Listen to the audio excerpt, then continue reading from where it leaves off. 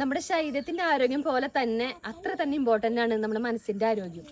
ശരീരത്തിന് എന്തെങ്കിലും ബുദ്ധിമുട്ട് വന്നു കഴിഞ്ഞാൽ നമ്മൾ ചികിത്സിക്കണ പോലെ തന്നെ മനസ്സിന് എന്തെങ്കിലും ബുദ്ധിമുട്ട് വന്നാൽ നമ്മൾ ചികിത്സിക്കണം. മനസ്സിന് അസുഖം സംഭവിക്കുന്ന ഒരവസ്ഥയാണ് മാനസിക രോഗം.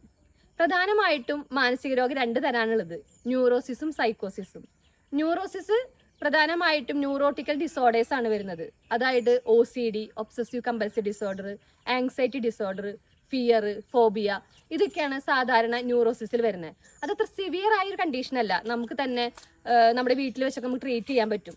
പലപ്പോഴും നമുക്ക് തോന്നാറില്ല, കൈ കഴുകി എന്ന് തോന്നാതെ വീണ്ടും കൈ കഴുകാൻ തോന്നാ, അതൊക്കെ OCDയിൽ വരുന്നതാ.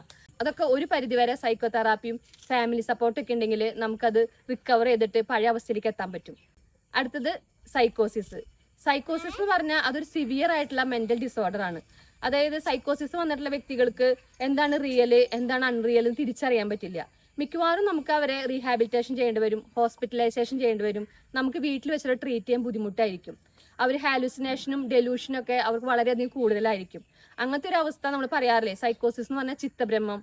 പലപ്പോഴും നമ്മൾ മണിച്ചിത്താഴ് സിനിമയിലൊക്കെ പറയണ കേട്ടിട്ടുണ്ടല്ലോ, മനസ്സിന്റെ ഒരു പ്രധാന തലത്തിലൂടെ ഒക്കെ പോയി ചിത്തഭ്രമം എത്താന്ന് പറയുന്നത്. അതൊക്കെ വളരെ ഡിഫിക്കൽട്ടായിട്ട് ട്രീറ്റ് ചെയ്യുന്ന ഒരു സംഭവമാണ്. അങ്ങനെയൊക്കെ വന്നു കഴിഞ്ഞാൽ നമ്മൾ എന്തായാലും സൈക്കാട്രിസ്റ്റിനെ കാണിച്ച് ഹോസ്പിറ്റലൈസേഷൻ അത്യാവശ്യമാണ്.